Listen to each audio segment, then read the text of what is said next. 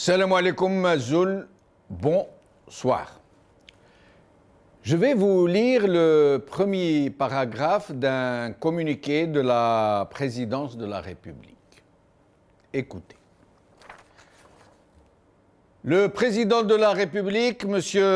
Abdelmajid Tebboune, chef suprême des armées, des forces armées, ministre de la Défense nationale, a présidé ce jour, lundi 3 août 2020, au siège de la présidence de la République, une réunion du Haut Conseil de la sécurité, consacrée à l'évaluation de la situation dans le pays à la lumière des récents développements concernant la pandémie du Covid-19. D'abord une remarque, un air de déjà entendu pendant une vingtaine d'années, dont on nous avait dit qu'il était révolu. Cette phraséologie pompeuse, ces titres qui s'étalent comme une longue traîne de robe d'apparat. Le président de la République, M. Abdelmajid Tebboune, chef suprême des forces armées, ministre de la Défense nationale. Ensuite, pourquoi une réunion du Haut Conseil de sécurité est-elle convoquée? Et pourquoi celui-ci, le Haut Conseil de sécurité, est-il appelé à évaluer la situation de la pandémie? Qu'est-ce que ça a à voir? Pourquoi est-il appelé, et là je reprends littéralement les termes du communiqué, à passer en revue les conditions susceptibles de permettre le retour des fidèles aux mosquées dans les conditions qui permettent une observation optimale des prescriptions sanitaires imposées par la pandémie. Pourquoi le Haut Conseil de la sécurité? À plus forte raison que, toujours selon les mêmes termes du même communiqué, le président de la République a instruit le Premier ministre à l'effet de programmer une réouverture graduelle des lieux de culte qui sera limitée dans une première phase aux seules grandes mosquées d'au moins 1000 places et qui soit en mesure de permettre la distanciation physique indispensable avec comme impératif le port du masque par tous. Et on nous dit que le président de la République a également instruit le Premier ministre de prendre les mesures qui s'imposent pour un accès graduel aux plages et aux espaces de détente qui tiennent compte de l'impératif du respect des mesures sanitaires. Donc, pourquoi avoir réuni le Haut Conseil de sécurité pour parler de la réouverture des mosquées et des plages, alors que le communiqué nous dit que le président a déjà instruit le Premier ministre de le faire, et même qu'il lui en a fixé les conditions? Pourquoi alors réunir le Haut Conseil de sécurité? Pourquoi ne pas avoir fait plutôt appel à l'Agence nationale de sécurité sanitaire, qui vient juste d'être créée et qui semble plus habilitée à l'ordre du jour, à prendre en charge ces points de l'ordre du jour? Et si par hasard les motifs de la réunion de ce Haut Conseil de la sécurité étaient plutôt, et surtout, ceux qui ont été évoqués dans le même communiqué de façon secondaire et qui font état de dysfonctionnements très graves qui ont impacté négativement la vie du citoyen et pris la forme, dans certains cas, de sabotage, destiné à nuire à la bonne marche de l'économie et des institutions du pays. Ce qui laisse penser que c'est plutôt cela, le véritable ordre du jour de cette curieuse réunion. Cette histoire de complot dont le Premier ministre a fait état dans sa toute récente déclaration. On nous apprend aussi que l'Algérie sera parmi les premiers pays à acquérir le vaccin anti-Covid-19 aussitôt que celui-ci entrera dans sa phase de commercialisation. Sinon, par ailleurs, c'est brouillard épuré de poids. Un malaise social de plus en plus pesant.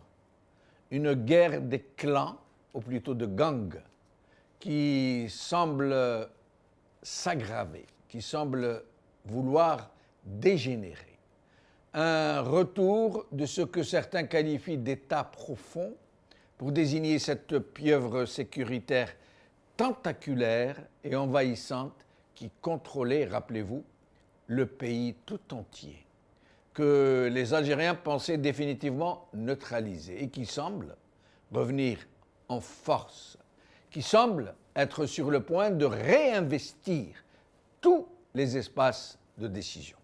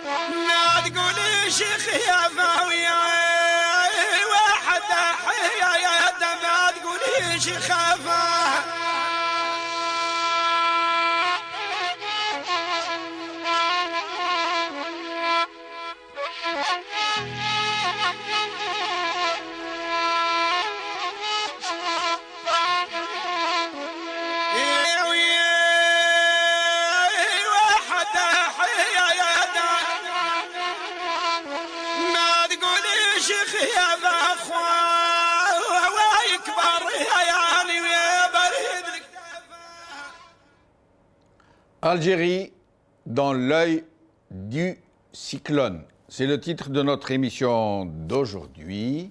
Et pour en parler, j'ai le plaisir d'avoir avec moi Dr Lamia Boudissa, médecin à Alger, qui va bientôt nous rejoindre.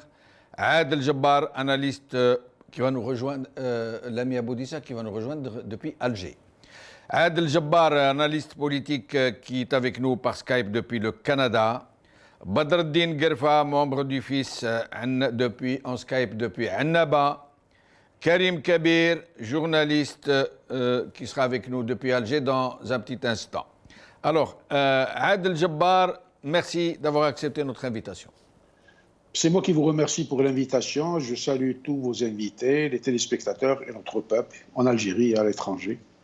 Alors, d'abord, cette réunion du président Tebboune, du Premier ministre Jarrad et du Haut Conseil de sécurité pour parler, nous dit-on d'abord et avant tout, de cette histoire de réouverture des mosquées, des plages, des lieux de détente. D'abord, pourquoi avoir convoqué le Conseil de sécurité et pourquoi avoir mis en second lieu, de façon très secondaire, les questions qui concernent cette histoire de complot qu'a évoqué le Premier ministre et pour lequel le président lui a demandé de diligenter une enquête.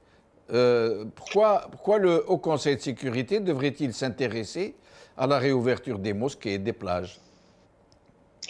Bon, pour commencer, je devrais te remercier beaucoup d'avoir rappelé à ma mémoire auditive cette fameuse chanson Ah oui, que j'écoutais dans les années 66. Si j'ai bonne mémoire, c'est Germoni, je pense, non? Ah, et ça, Germoni.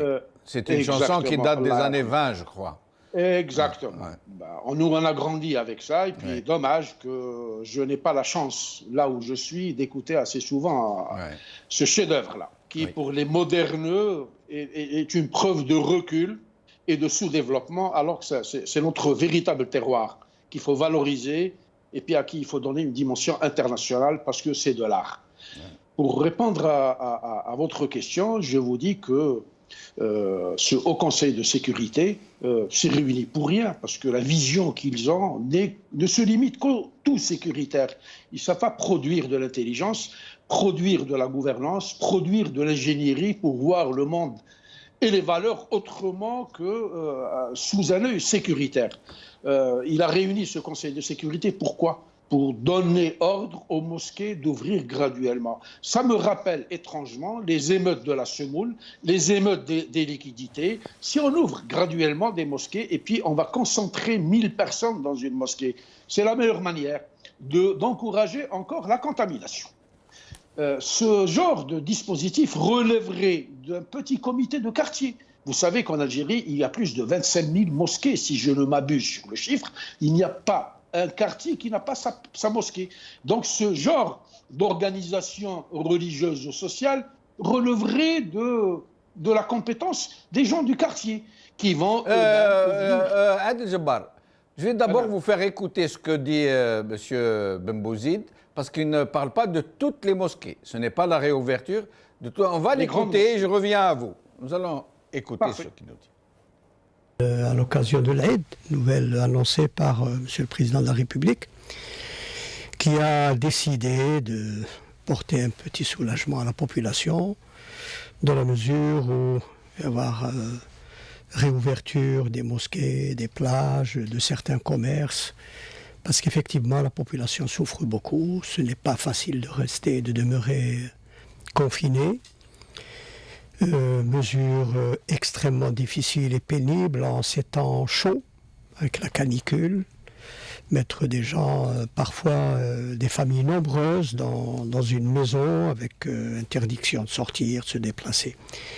Donc voilà, des mesures ont été officiellement annoncées, mesures permettant donc à certaines mosquées d'ouvrir, des mosquées de plus de 1000 personnes. Bien entendu, les mesures restent et demeurent les mesures que nous avons édictées depuis longtemps, c'est-à-dire les mesures de précaution. Elles ont été donc annoncées, rappelées, même dans les mosquées. Il y aura bien entendu, il n'y aura pas d'ablution, il y aura un guidage à l'entrée des mosquées, il y aura une distanciation à l'intérieur des mosquées, chacun ramènera son tapis. Donc nous comptons beaucoup plus sur la discipline de la population, ce qui n'est pas aisé, et nous comptons aussi sur tous ceux qui sont les comités Nesl Khair, qui sont dans les mosquées, qui eux sauront quelles sont les mesures à prendre de façon à discipliner un petit peu la population. Je rappelle que ce sont des déclarations faites à la radio Chaîne 3. Adel Jabbar. C'est-à-dire le regard, l'attitude, le comportement méprisant, infantiliste et paternaliste qu'ils ont vis-à-vis des Algériens. C'est-à-dire que Tebboune, c'est inimaginable, ça c'est comme Gaïd Salah, et puis pour demander à ce qu'il relâche des otages qu'il a kidnappés, qui n'ont commis aucun délit, ça devient mzia qui يطلقهم. انت ظلمت الناس دخلتهم الحبس قطعت عليهم اليوم الصلاة. Nous sommes en Occident. Ici, les mosquées sont ouvertes depuis plus d'un mois. Et comme je le disais à l'entrée de jeu, la gestion des mosquées, c'est Tebboune qui va aller devant une mosquée pour réguler l'entrée et la sortie des fidèles. C'est son Premier ministre ou ses ministres qui vont aller là-bas. Je vous dis, ça relève de la compétence d'un comité de quartier qui est capable de s'organiser. Les Algériens des quartiers, les peuples n'ont pas besoin de ce genre de directive.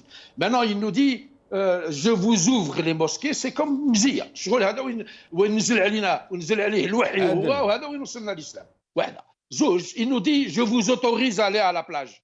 Moi je lui dis il manque une dernière décision qui va boucler la boucle. Il faut vous occuper des parkingers qui vont saigner les gens qui vont aller à la plage. Mais c'est débile, un comité de sécurité qui se réunit pour ce genre de choses, c'est inimaginable. Maintenant, je passe à l'essentiel de ce qui les a réunis, parce qu'ils savent profondément qu'ils sont inaptes et incompétents et incapables de gérer cette situation-là, puisque les Algériens sont en rupture de confiance avec eux, ils ne les écoutent même pas.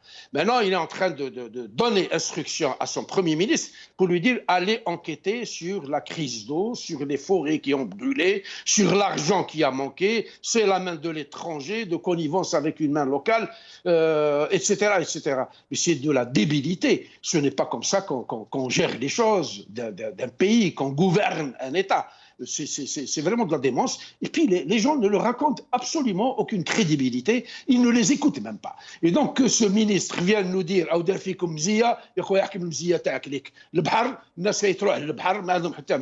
maintenant il nous rappelle les distanciations sociales. Les Algériens qui ont été confinés comme des animaux domestiques dans des trous à rats, qui ont été privés d'eau. Moi, on me dit, à Constantine, à Oran, à 8 h du matin, ils n'avaient pas d'eau. Les gens reçoivent de l'eau une fois tous les 5 jours pendant 2 heures, le temps de remplir leur jerrycan pour se rafraîchir et boire. Ça dépend des villes. Hein. Il y a des villes où oui, d'autres. D'ailleurs, aujourd'hui, il y a plusieurs localités où il y a eu des fermetures, comme ils le font maintenant de plus en plus les Algériens, des fermetures de routes à cause de cette histoire de pénurie d'eau qui sévit un peu partout. Moi, le fond de ma pensée est le suivant. Je pense que c'est un plan. Ils sont en train de provoquer les Algériens justement, pour les nous allons y venir, Adel Jabbar, c'est un point du sujet. Badreddine Guerfa, avant de vous recevoir, merci d'avoir accepté notre invitation. Badreddine Guerfa. C'est moi qui vous remercie, Jamaldine. Merci. Alors, restez avec nous. Nous allons d'abord vous faire écouter quelque chose du même monsieur ministre à la même radio. Mais avant, j'aimerais préciser quelque chose parce que je reçois des messages sur mon téléphone au sujet du titre de l'émission d'aujourd'hui, Algérie dans l'œil du cyclone. Beaucoup de gens se trompent sur cette formule. Être dans l'œil du cyclone ne veut pas dire être dans la tempête. C'est l'inverse. Dans un cyclone, il y a un œil au milieu où c'est tout à fait calme.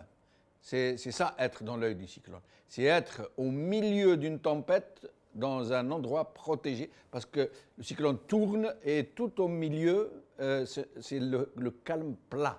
Sauf que c'est entouré d'éléments ravageurs et que généralement, ceux qui sont dans l'œil du cyclone finissent par se retrouver dans le cyclone.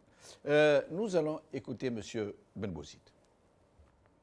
Déconfinement, oui, puisque nous autorisons les rassemblements, même s'ils sont organisés au niveau des mosquées et ailleurs. Donc cela dit clairement qu'il s'agit d'un déconfinement. Pour le moment, c'est un déconfinement partiel, puisque on n'a pas tout autorisé. Je vous parle précisément des mosquées. On n'a pas ouvert les mosquées enfin toutes les mosquées, puisque c'est une variété de mosquées qui sont ouvertes. Il n'y aura pas la grande prière du vendredi. Il n'y aura pas la grande prière du vendredi. il n'y aura pas la grande prière du vendredi, qui rassemble beaucoup de monde, donc ça ne peut pas être un déconfinement. Alors, Badreddine Guelfa, nous l'avons fait répéter 3 fois, c'est nous qui avons fait ce montage. Il n'y aura pas la grande prière du vendredi. Alors, qu'est-ce que cette déclaration vous inspire et pourquoi permettre aux gens, dans des mosquées, des grandes mosquées, des mosquées qui ne sont pas des mosquées cathédrales, mais d'au moins 1000 personnes de prier, et de les empêcher de prier le vendredi? Pourquoi, Badreddine Guelfa? D'abord, تحية لك سي جمال الدين كل طاقم أوراس تيفي et à tout le peuple algérien سواء اللي في الجزائر أو tous nos compatriotes في الخارج. D'abord, je dois dire que je suis triste. Ouais, la tristesse, je la sens tous les jours dans mon pays. Il y a un marasme total, une tristesse du jamais vu. On a passé une fête de l'Aïd al-Adha comme si on était dans un cimetière. Les Algériens en ont marre. Les Algériens, je pense qu'ils sont arrivés à une conclusion que ce pouvoir illégitime, le coup pour gérer une grande surface ou une grande supérette, au bout d'un mois, il y a la faillite totale. Ils vivent في كوكب آخر ما يعيشوش مع الجزائريين والجزائريات. اليوم للأسف الشديد أعتقد أن هؤلاء راهم يتعاملوا مع الجزائريين توجور افيك الفكرة تاع لو تو سيكوريتير. المهم كي يبقاو في الحكم، المهم يبقاو خدم لوغ سبونسور ولا لوغ مونطور ولا سميهم كما نحبوا في لوتر خارج البحر الأبيض المتوسط. اليوم الجزائريين فاقوا باللعبة تماما. جو سيت كلكوز اكزامبل على هذا الكونفينمون المزعوم، وهو في الحقيقة موش كونفينمون، هذا وضع الجزائريين في سجن كبير. اليوم لما شفنا مثلا نضرب كلكوز اكزامبل، شباب السير بلكور طلع بالوزداد دار لو شامبيونال، الشباب خرجوا، ما كاش كورونا، ما كانش شرطة، ما كانش خوف. لما شباب سكيكدا صعدت للقسم الاول خرجوا الشباب سكيكدي احتفلوا، ما كانش كورونا. لما تشوف النساء الجزائريات قاعدين في لي بوست تيليكومونيكاسيون باش يديو ل 3000 دينار تاع لا اف اس، ميم با اون ريتريت، دي جور بالمئات سي سي با بالالاف، ما كانش كورونا. اي انسي دو سويت في لي بانك مع لاشا دو موتون تاع عيد الاضحى ما كانش. بس لو كورونا وين كان لو دونجي؟ كان في صلاه الجمعه، كاين في صلاه العيد. صلاه العيد اللي شفنا في البلاد الاوروبيه في مارسيل باغ اكزومبل، الجزائريين ولا المسلمين يصليوا في الاستاد ويصليوا في لي موسكي، شفناها بارتو دون لو موند.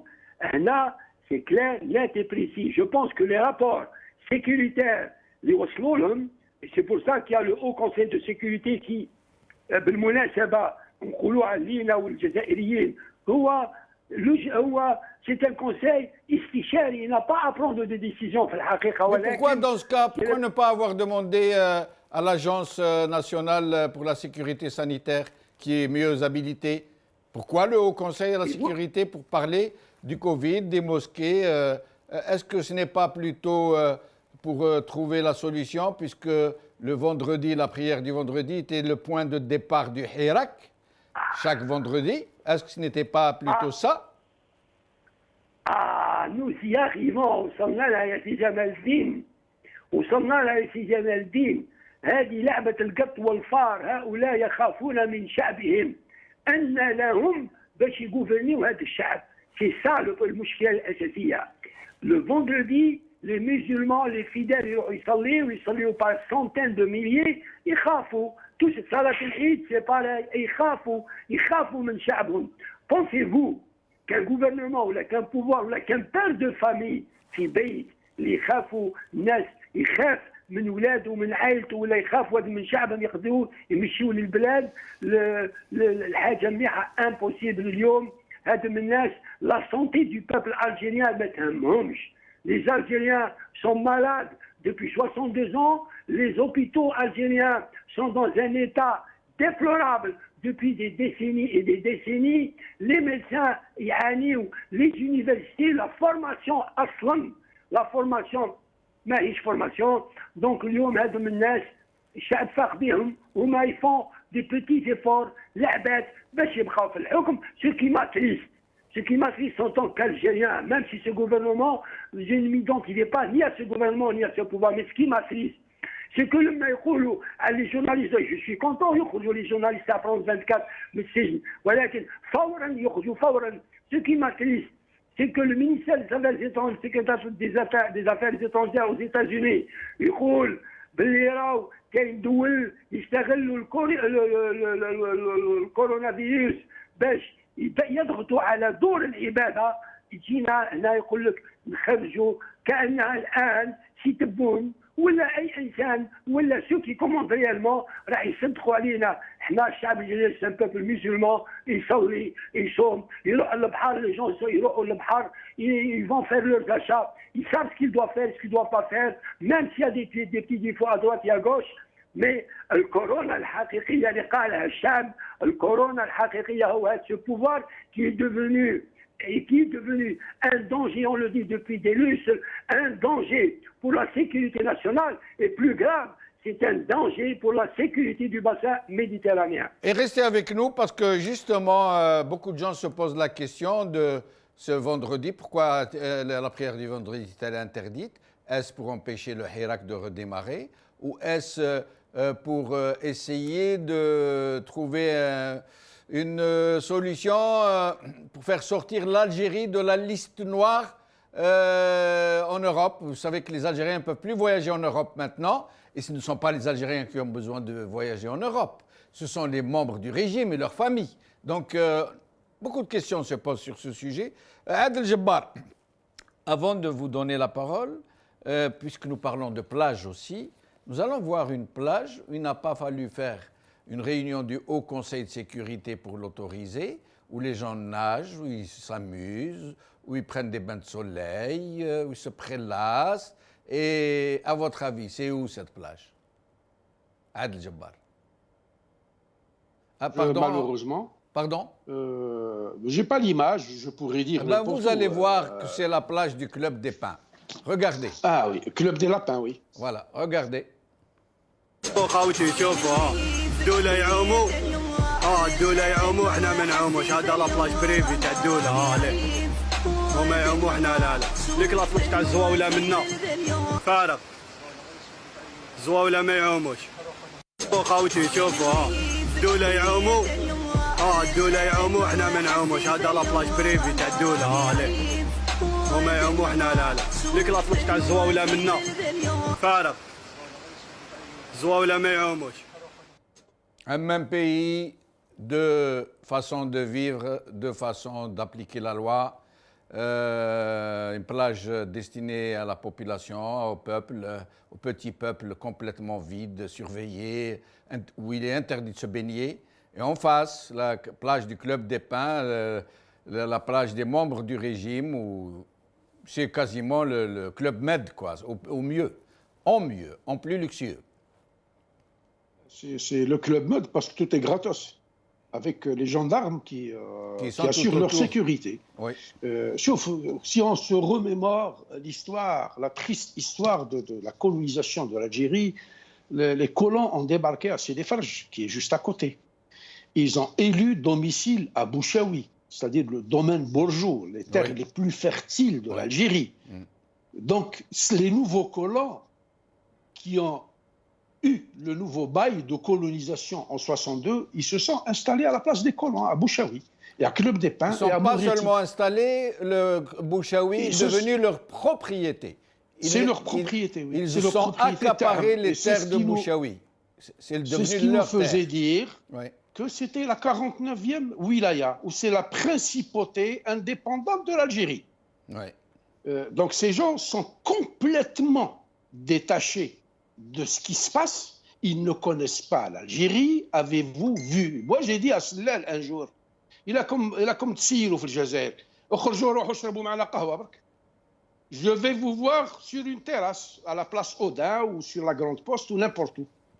Je ne sais pas si vous vous rappelez, le jour où il y a eu un faux dissident qui fut par accident le président de l'Assemblée nationale impopulaire, avec le vieux Moujahid de Skikda, quand il était en dissidence, les cadres, sur puis il a été maltraité par Ould Abbas.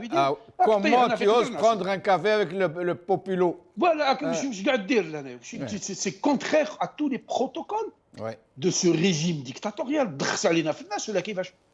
C'est-à-dire que les révélations, quand on voit un de ces soufifs-là, c'est comme si on voyait une prophétie qui se déclarait. On dirait qu'ils ont le signe de la prophétie dans le dos. Ils sont dans le déni. Le président de la République, on va le remercier. Maintenant, qu'ils disent, nous allons ouvrir des mosquées pour contenir ou pour recevoir 1000 personnes, et nous leur demandons, les masques, blablabla. Les mosquées sont ouvertes depuis 2 mois. Comment que ça se passe? Ils ont peur de la Jumu'ah, parce que la Jumu'ah, c'est le point de départ du Hirak. Ça, c'est clair. Leur gestion est une gestion tout à fait et uniquement et exclusivement sécuritaire.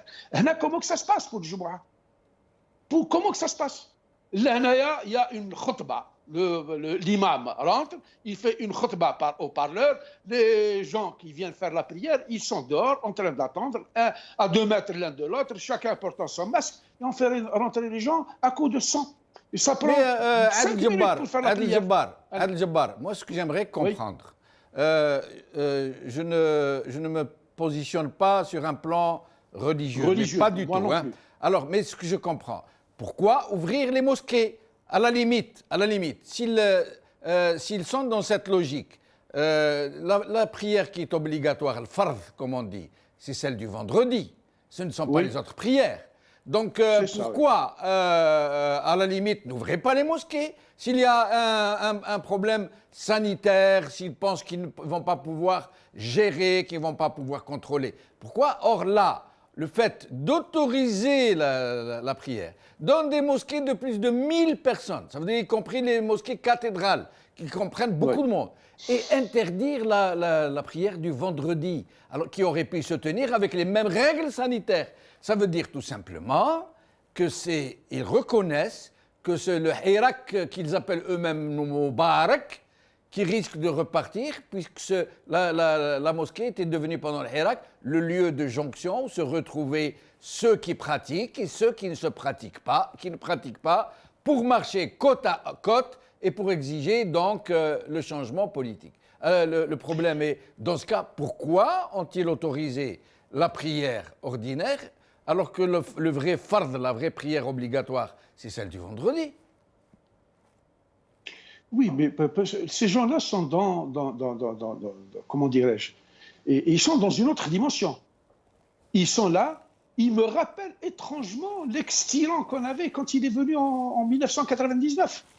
Il a poussé la porte, grâce aux généraux, il est rentré, il s'est installé à Al-Mouradiya, il a commencé à nous insulter pour dire ce peuple de médiocres, je ne peux pas faire son bonheur contre sa volonté. S'il veut rester dans sa médiocrité, je m'en vais chez moi, chez lui en Suisse ou aux Émirats. Ils sont dans la même logique, c'est une logique de collant. Il faut décortiquer les propos de ce ministre-là. Monsieur le Président de la République a autorisé. Les gens sont capables de se protéger eux-mêmes. Tu ne peux pas être non, mais en Europe aussi, Adel Jabbar, les mosquées sont ouvertes, mais il y a des règles. Il faut ramener son tapis de prière, il faut respecter la distance. Comme je vous disais tout à l'heure, un comité de quartier de réguler, de réglementer et d'organiser l'accès à la mosquée. C'est une affaire de quartier. Vous savez ici que les plages, nous n'avons pas de plage à Montréal, nous avons des plages artificielles. Ce sont des petits jeunes de 16 ans qui font des emplois à temps partiel qui gardent les plages. C'est le président de la République qui s'occupe de la plage. Et restez avec nous, Adel Jabbar. Badreddin Guerfa, sur ce sujet de la prière du vendredi, qui est la seule prière fard collective, en plus des autres, bon, l'Aïd. Mais pourquoi dans ce cas, avoir ouvert les mosquées? Pourquoi avoir les mosquées avec des mesures sanitaires et ne pas appliquer ces mêmes mesures sanitaires à vendredi? C'est complètement illogique. Je crois que ça.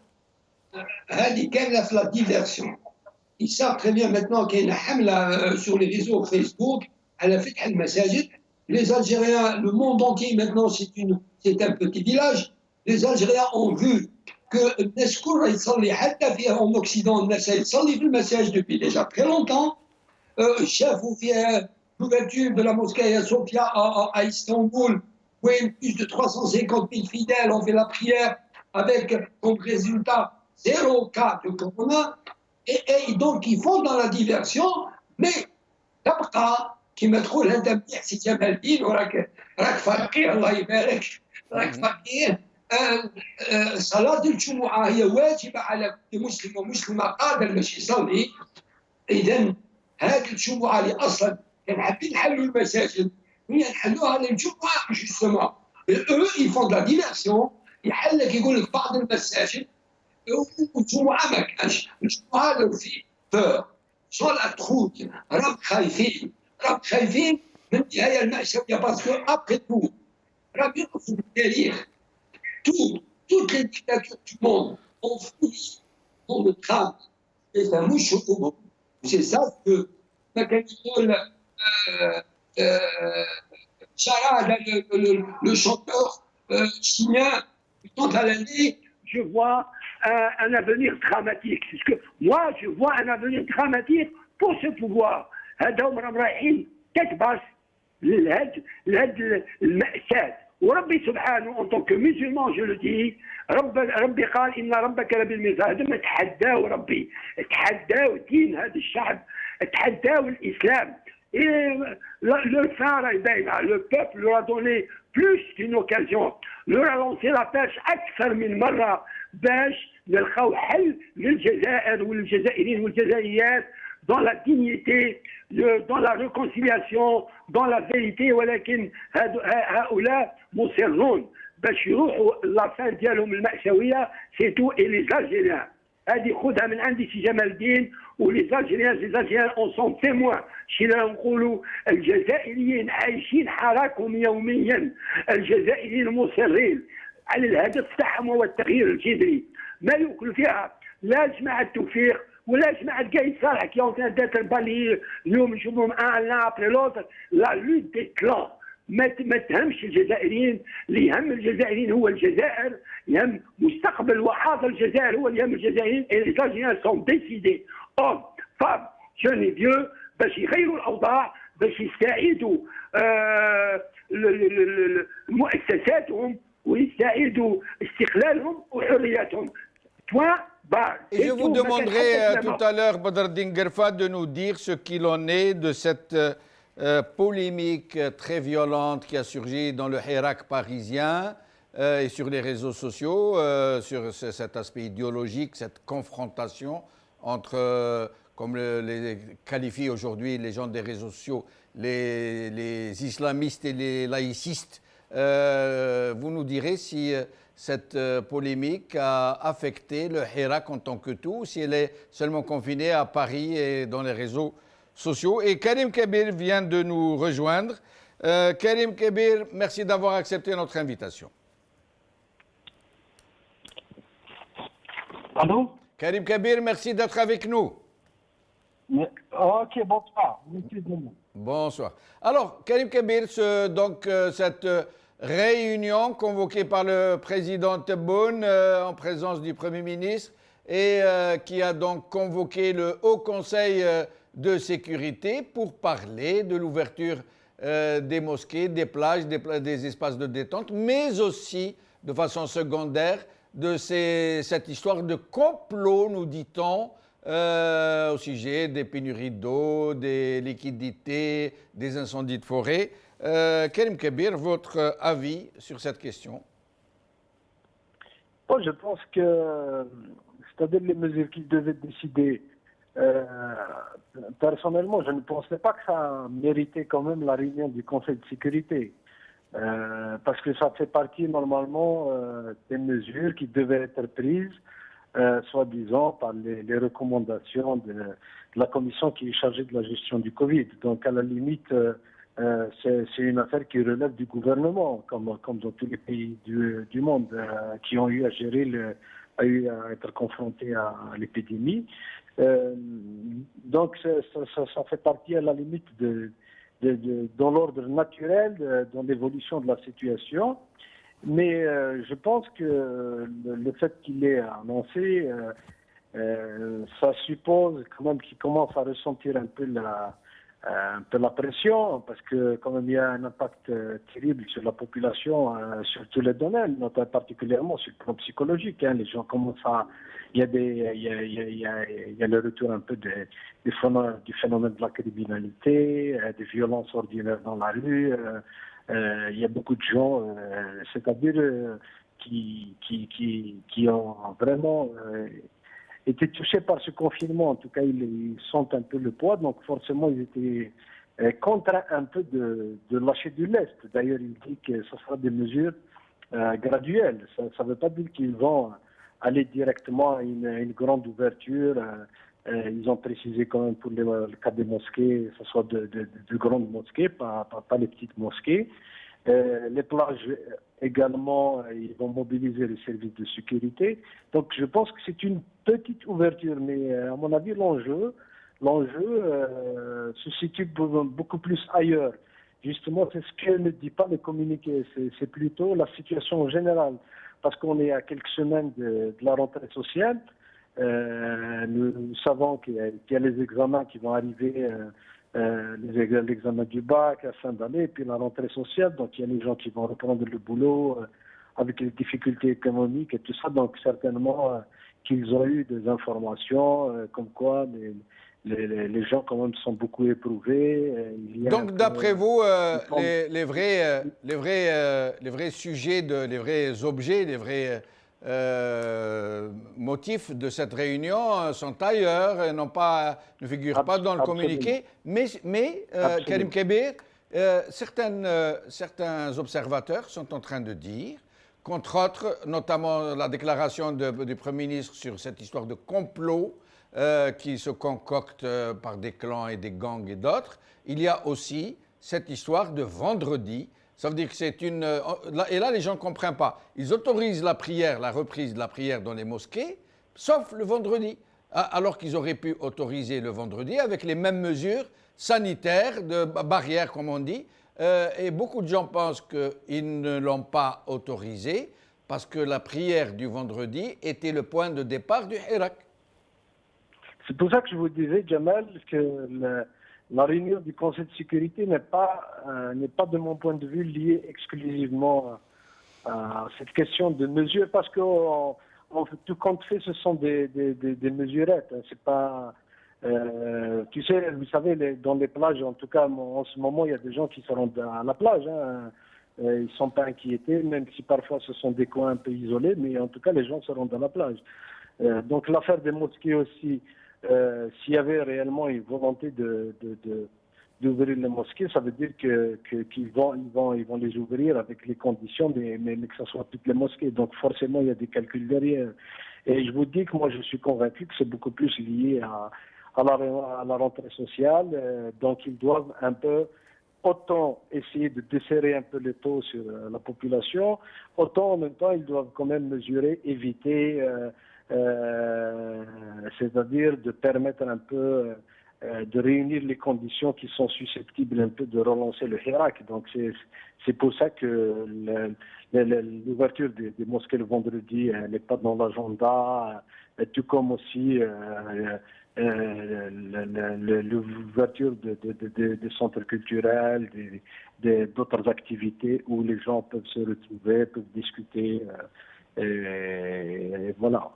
Alors, Karim Kébir, vous nous avez demandé de vous libérer un peu tôt, et nous allons vous garder encore un peu. C'est pour ça que je reste avec vous pour épuiser d'autres questions.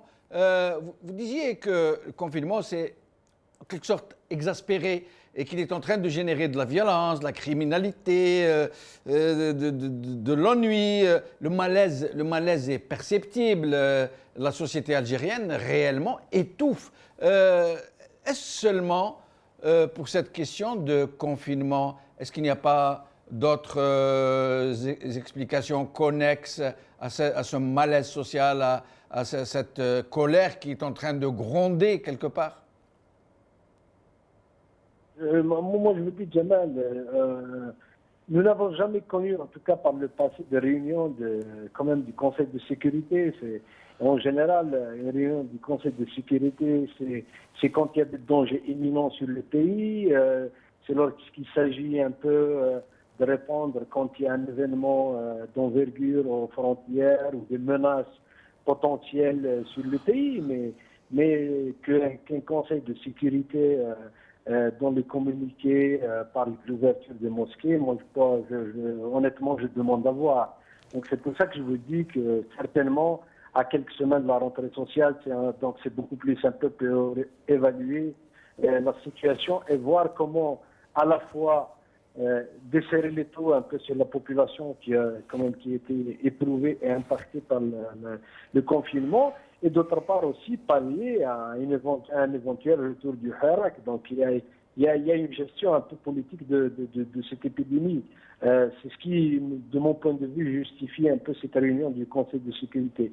Mais c'est beaucoup plus pour un peu évaluer l'évolution de la situation sur le plan politique. Mais bien entendu, c'est lié à l'épidémie, mais c'est beaucoup plus les incertitudes qui pèsent un peu sur la rentrée sociale qui, de mon point de vue, justifie un peu la réunion de ce Conseil de sécurité. Alors, dernière question, Karim Kabir.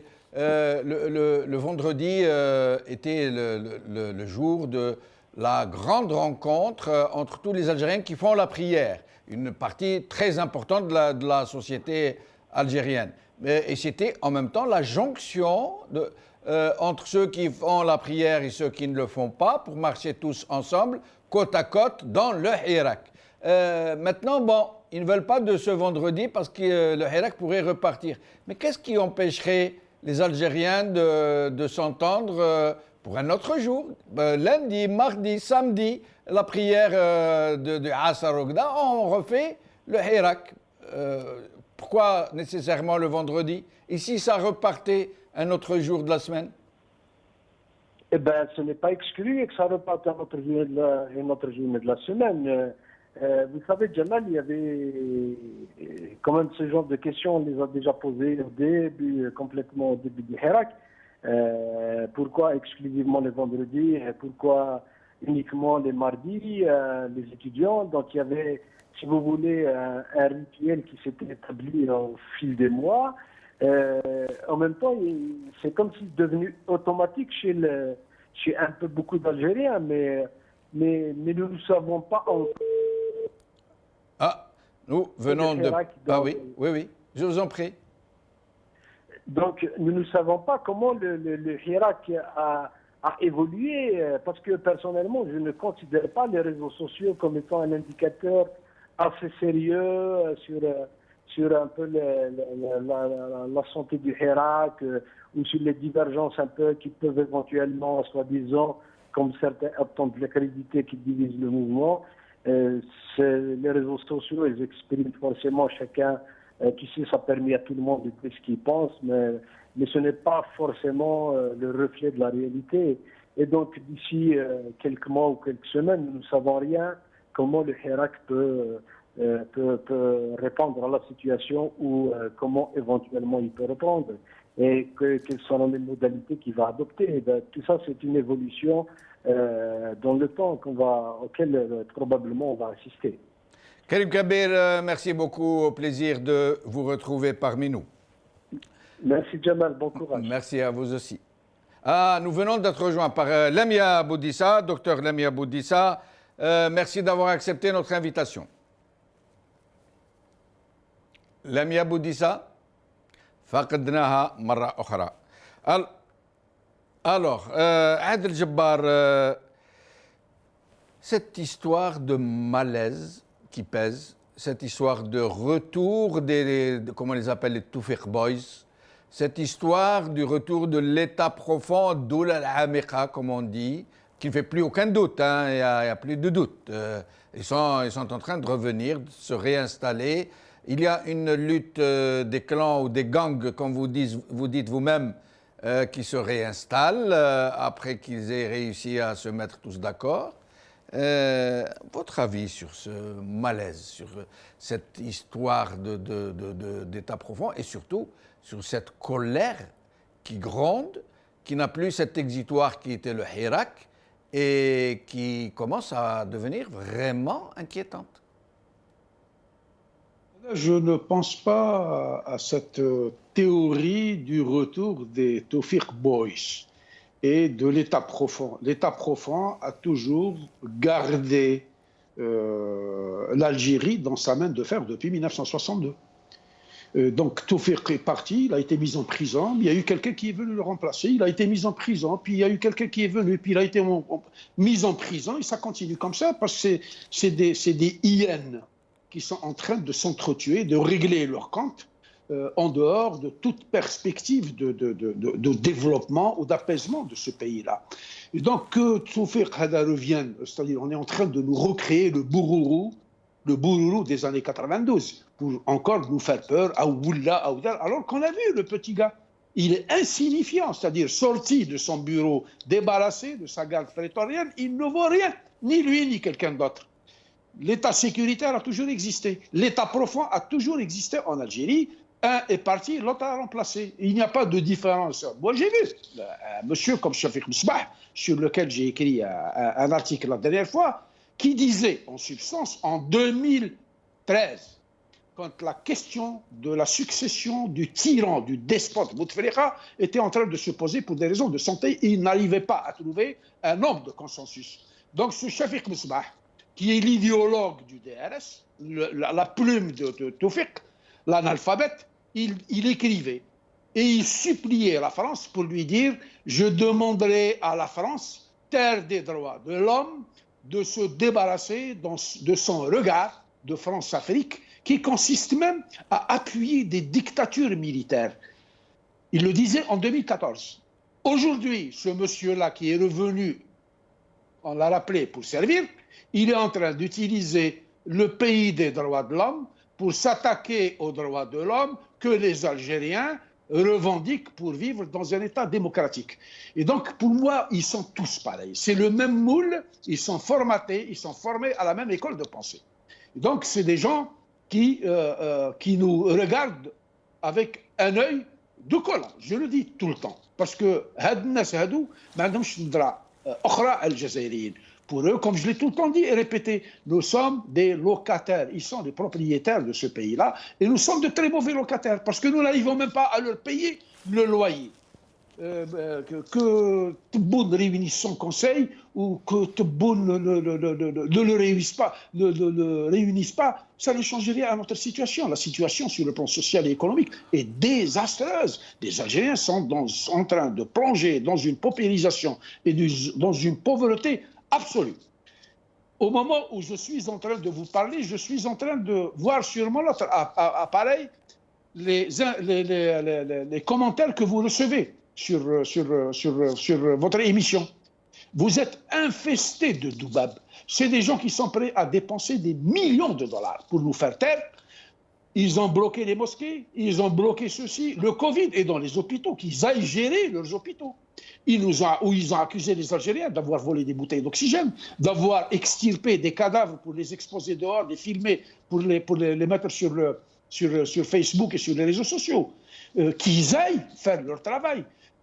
Maintenant, leur démence va jusqu'à considérer les petits posts sur Facebook comme étant une attaque contre eux.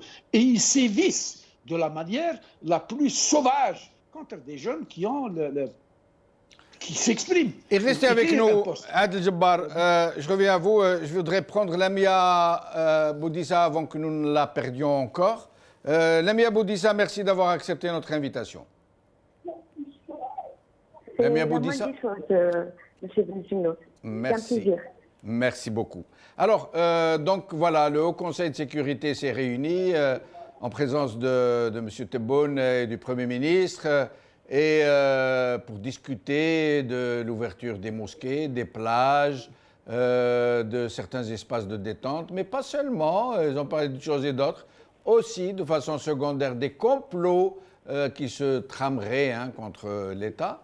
Mais sinon, ils nous apprennent aussi que si les mosquées vont être ouvertes, ce ne sera pas le cas pour la prière du vendredi, dont tout un chacun sait que c'était un endroit et un lieu et un moment de jonction entre les gens qui font la prière et les gens qui ne la font pas, pour marcher tous ensemble pour le Hirak. L'ami Aboudissa, je vous laisse commenter. Monsieur Benchenouf, pour la prière, pour la mosquée, je vais être franche avec vous. Vu que on est toujours en phase 1 de pandémie, le Covid n'est pas encore pratiquement contrôlé en Algérie, on n'en arrive pas sincèrement, donc automatiquement ouvrir les mosquées, mettre des prières côte à côte, ce n'est pas très sain. Je parle du point de vue santé. Les vendredis, j'habite pas loin d'une mosquée. Les vendredis, les mosquées sont bondées. Les gens font la prière même dehors, dans les rues, sur les trottoirs. Donc, ça va être très difficile à gérer, sincèrement. Que l'État ait décidé ceci, comme j'aimerais bien qu'elle réagisse beaucoup plus au niveau des hôpitaux et qu'ils arrivent à gérer beaucoup plus le côté sanitaire du Covid. Ce n'est pas encore fait. Passer à autre chose, je pense que ce n'est pas encore le moment. Je ne suis pas contre la prière quand elle est bien organisée, quand il y a une distanciation d'un mètre. Non, mais il parle de prière dans les mosquées de façon réglementée, avec des espaces, avec les pratiquants qui ramènent leur tapis de prière dans les mosquées de plus de 1000 personnes. Il y a beaucoup de mesures, mais il parle aussi de la réouverture des plages, des espaces de détente. Les plages aussi, je suis désolée. Bon, écoutez, c'est vrai que les gens ont besoin de se détendre, parce que là, on en arrive à bout. Personnellement, des membres de ma famille sont pratiquement anéantis, parce que ne pas sortir pendant 5 ou 6 mois de chez soi, c'est pas évident. Les plages aussi, c'est très difficile à gérer. Vous n'allez pas mettre sauf. Oui.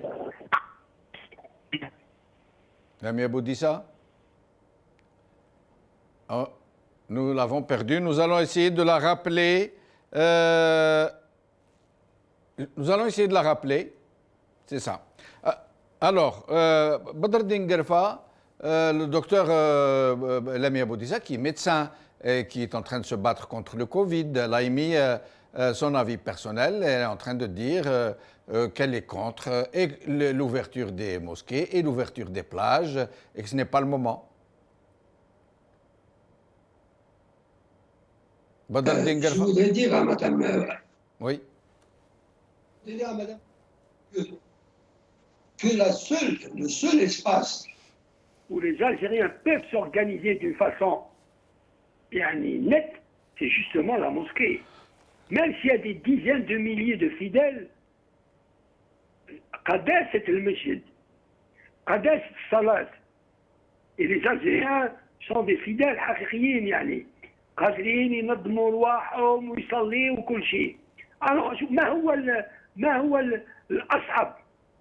تنظيم مسجد ولا تنظيم سوق المواشي؟ احنا شفنا في سوق المواشي وذكرت قبلها الأنصار تاع فريقي بالوزاد وشكيكتا لما خرجوا بالآلاف. شكون اللي راح ينظمهم؟ واحد ما راح ينظمهم. هل نظموا لي بوست وين كانت النساء والرجال بالمئات والآلاف ينتظرون لأيام باش يديو دينار واحد وما يديوهاش؟ لا شوي ديزولي. المسجد هو الوحيد اللي قادر ينظموه المصلين وحدهم كوم لو دي تري بيان سعاد الجبار كي جو ساليو au passage.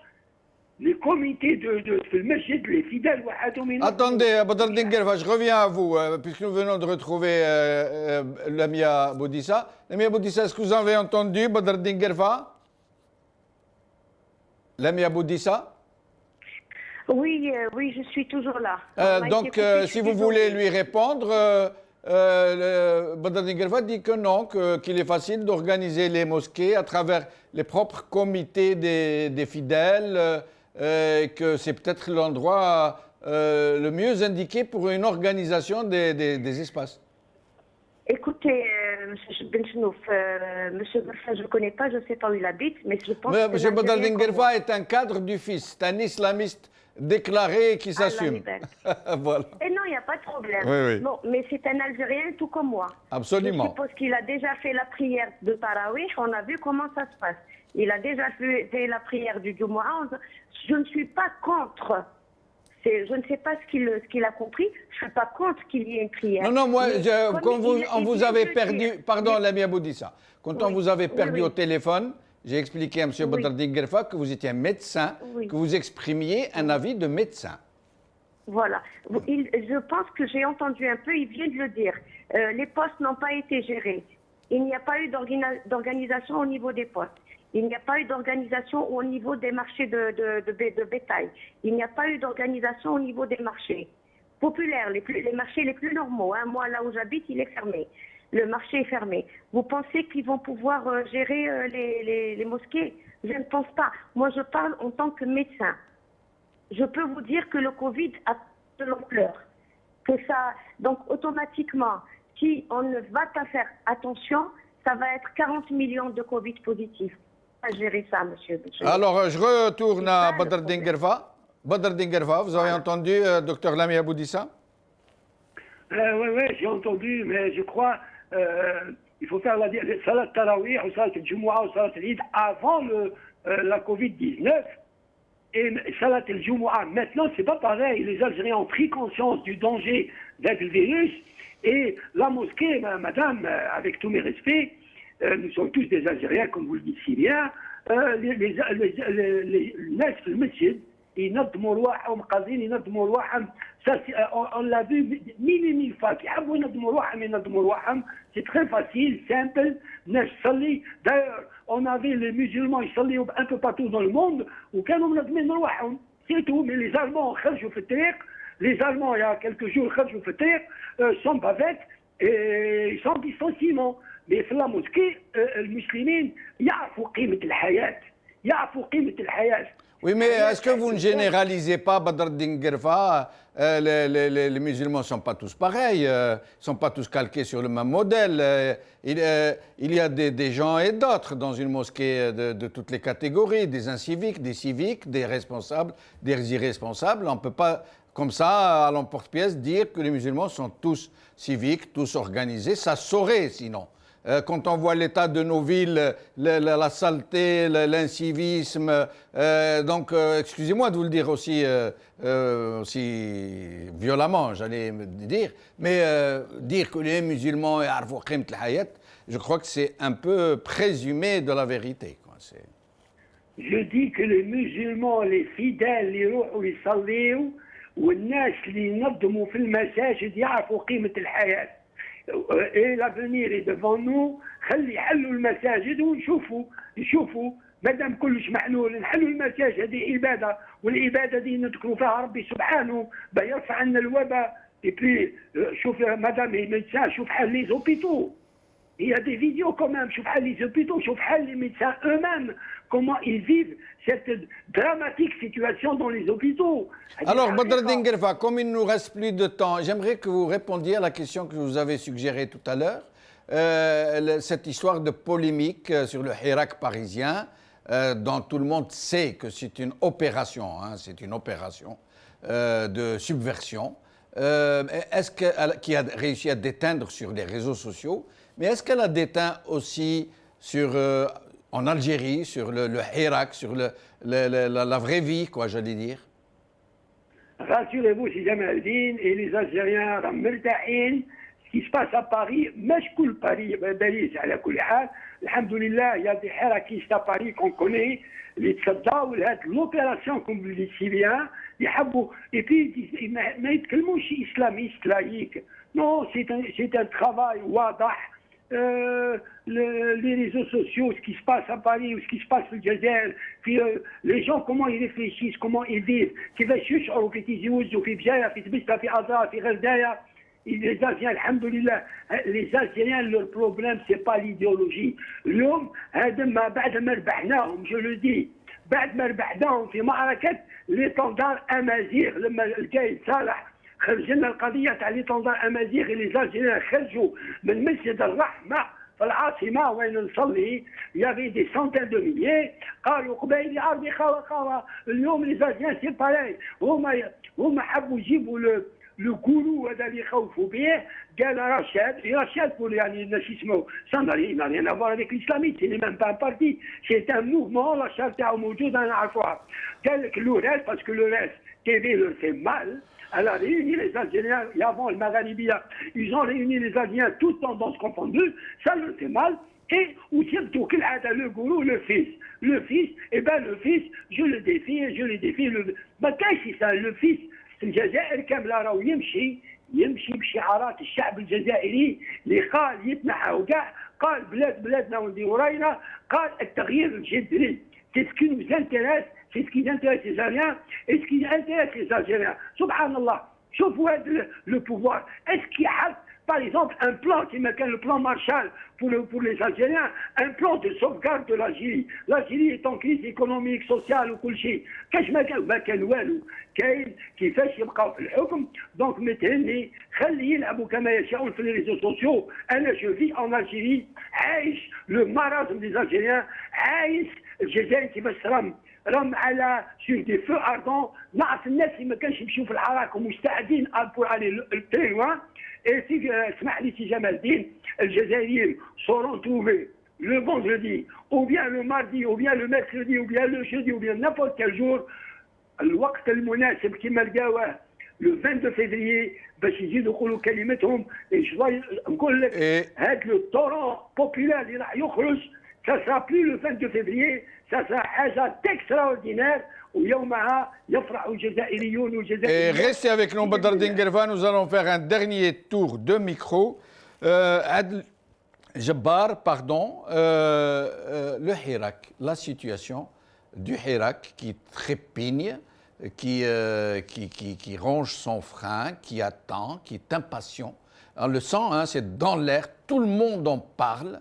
La seule chose qui empêche le Hirak de reprendre, c'est la pandémie.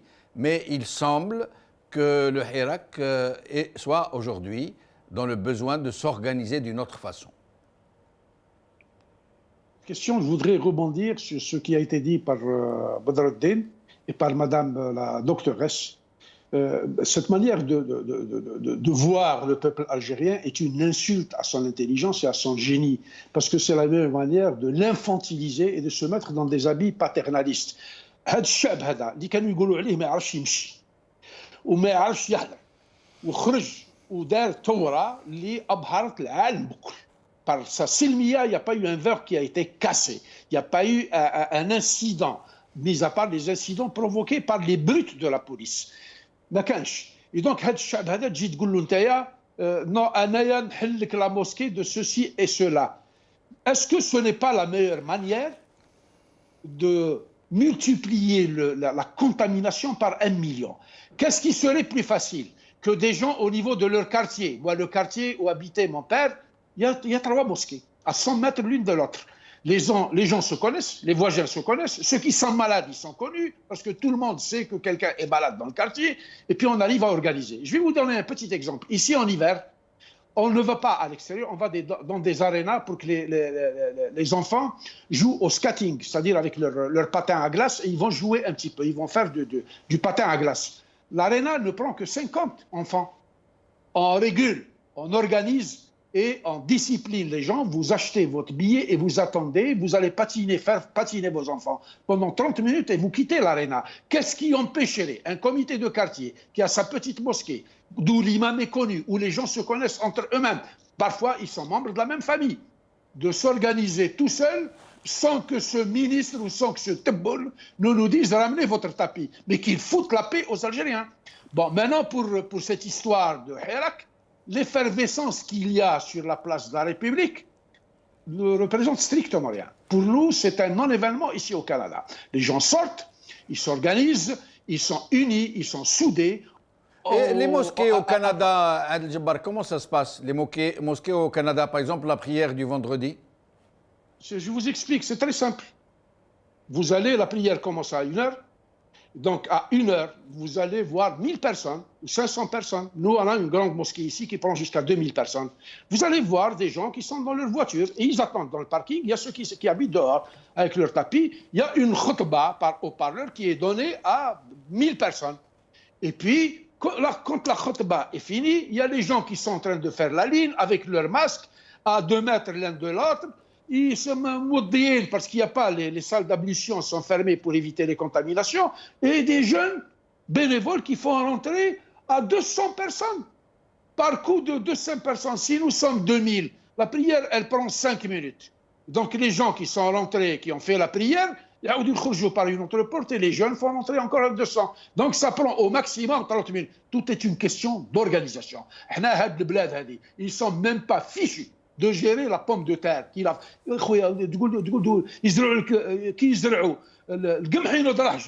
Ils sont incapables. Et restez avec nous, Adel Jabbar. Je vais faire un tour de micro. Donc, Lamia Boudissa, est-ce que vous souhaitez répondre à ce que sont en train de vous dire Adel Jabbar et Badr Dinguerfa?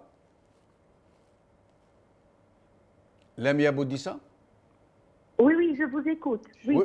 Je n'ai pas entendu votre question. Donc voilà, Adel Jabbar et Badr Dinguerfa sont en train de défendre cette position que les autres pays du monde organisent aussi, la prière du vendredi, que c'est juste une question d'organisation, comme tout le reste, comme dans un supermarché et le reste. Je ne sais pas s'ils n'ont pas compris. Je ne suis pas contre la prière du vendredi. Je pense que, comme M. Jabbar et Adel Dinguerfa, je suis algérienne, donc musulmane. D'accord? Mais moi, je dis qu'un pays où on n'a pas su gérer les postes, on n'a pas su gérer les marchés, on n'a pas su comment on va... C'est ça le problème. Ce qu'ils sont en train de décrire, c'est idyllique, c'est très bon. Mais est-ce qu'on y arrivera? C'est là est la question. Pour en venir au Covid, moi, je vais vous dire un truc. Je suis médecin. Il y a des Algériens, il y a même des membres de ma famille qui m'ont caché qu'ils étaient Covid positifs. Ma mère me racontait que dans les années 40, les tuberculeux avaient peur de dire qu'ils étaient tuberculeux. C'est la même chose en Algérie. Alors, comment reconnaître un Covid positif quand même des membres de sa famille le cachent? Oui. Vous comprenez, oui, monsieur? Oui, parfaitement. C'est ça le problème. C'est très beau de dire on va ouvrir les... Mais attends un gouvernement capable de gérer ceci. Une poste, dans chaque quartier, il y a une mosquée. C'est très bien. Les Algériens, monsieur Delfa vient de raconter ce qui se passe dans les hôpitaux. On n'arrive pas à gérer à l'intérieur des hôpitaux. Pensez-vous vraiment, monsieur Bechenouk, on arrivera à gérer? Okay. C'est ça, la question est là. Je voudrais une réponse claire, nette et précise, mais surtout honnête. Oui, très bien. Est-ce que, pour gérer les mosquées, ne va-t-on pas par... il faut dépassionner surtout le débat. Ne va-t-on pas par amour de cette prière faire exploser le nombre de cas? Et nous allons demander à Badr Dinguerfa de vous répondre de façon claire, précise. Vous demande Lamia Boudissa, est-ce que Badr Dinguerfa, les fidèles, comme vous dites, les comités de quartier, puisque le régime ne peut pas l'organiser. De toute façon, il n'a réussi à rien organiser du tout. Même pas les hôpitaux, comme nous dit Lamia Boudissa. Mais elle est en train de vous demander de lui répondre clairement, de façon précise, si les comités de quartier, c'est-à-dire les fidèles eux-mêmes, sont capables d'organiser de façon vraiment responsable la prière du vendredi, la prière dans les mosquées. Voilà.